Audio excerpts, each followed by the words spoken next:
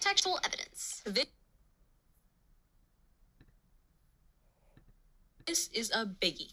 That's because most texts require readers to interpret the text evidence to understand the intent, meaning, or context. Every detail in a text can be a clue to its intent, meaning, or context.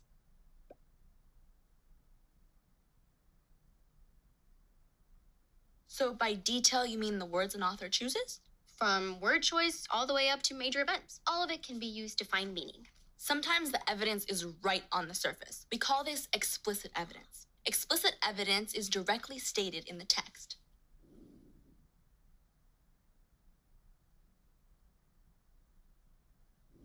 Other times, you gotta infer the evidence from the details.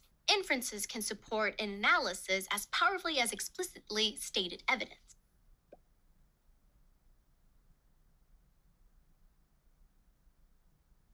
But not all evidence is created equal. That's true. You gotta analyze the details to make sure the inference is valid. Not all textual evidence has weight.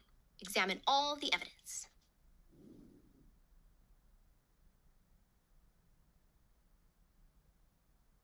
Here are a few ways to help you do that. Look for a series of facts or events in a text that are related.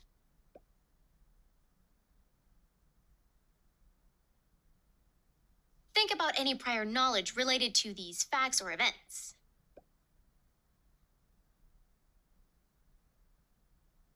Once you've identified some solid evidence, you can make inferences by looking at several aspects of an informational text. Or by examining characters, setting, and plot events in a literary work. Remember, without textual evidence, you can't sell your ideas. Textual evidence, don't leave home without it. Really? But it's catchy. Let's summarize.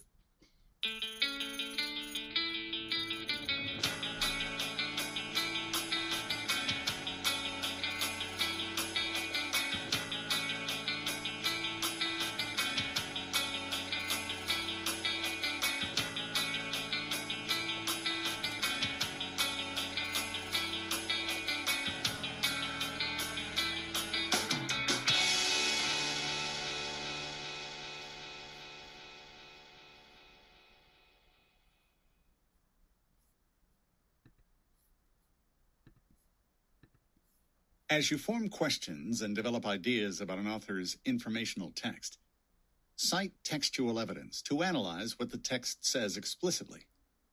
Combine what the text says explicitly with your own knowledge and research to make inferences about a text's ideas. Identify specific details in the text to support your inferences. Find details that point to an author's sources of information. Readers must consider whether or not a source is reliable. One of the most famous speeches of World War II is Winston Churchill's Blood, Toil, Tears, and Sweat.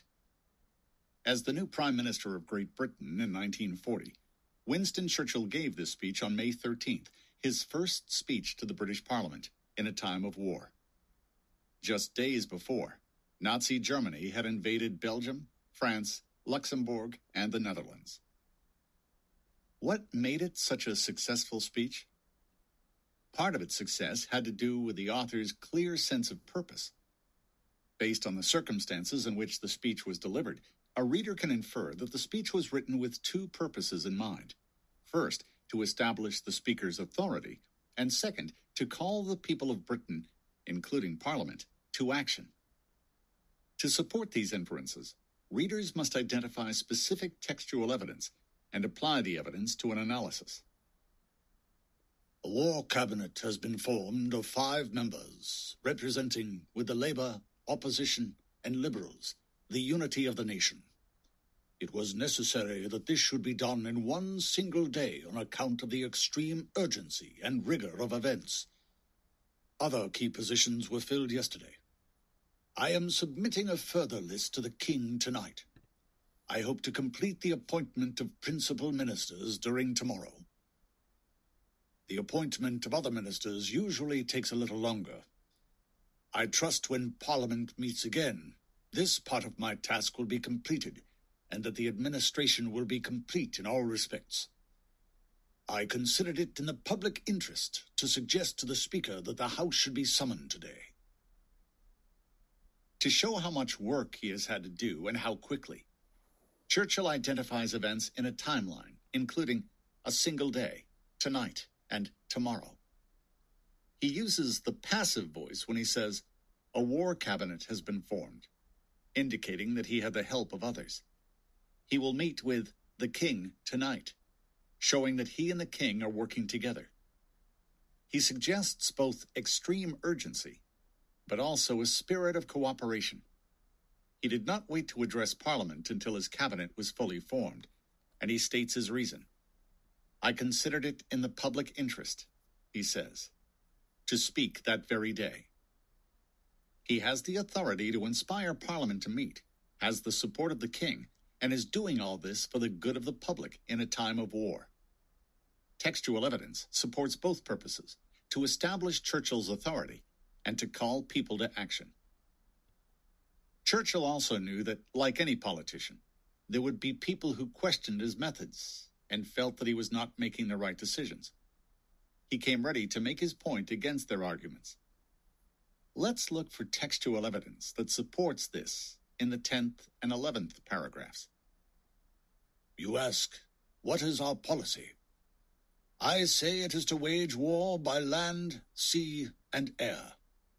War with all our might and with all the strength God has given us.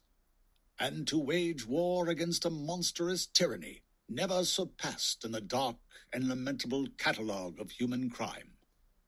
That is our policy.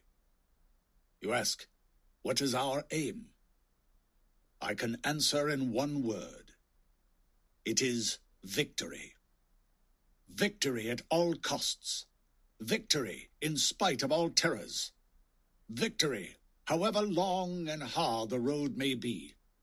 For without victory, there is no survival. Churchill is writing a persuasive argument that makes counter-arguments to prepare for a response from critics. He uses repetition to strengthen the tone and support the focus of his argument. First, he asks questions that they would ask. The first is, what is our policy? He states the answer simply and strongly. To wage war against a monstrous tyranny. And then uses repetition that echoes his question for emphasis. That is our policy. He asks, as his listeners might ask, what is our aim? His answer is repeated 3 times. Victory. The repetition of this word shows not only his aim, but his determination to win. We can infer that he wants his listeners to believe it's possible. The textual evidence supports that idea that repetition of ideas is an important method Churchill uses to persuade his listeners. He uses the word victory a 4th time at the end of the 11th paragraph. This time as a warning. Without victory, there is no survival.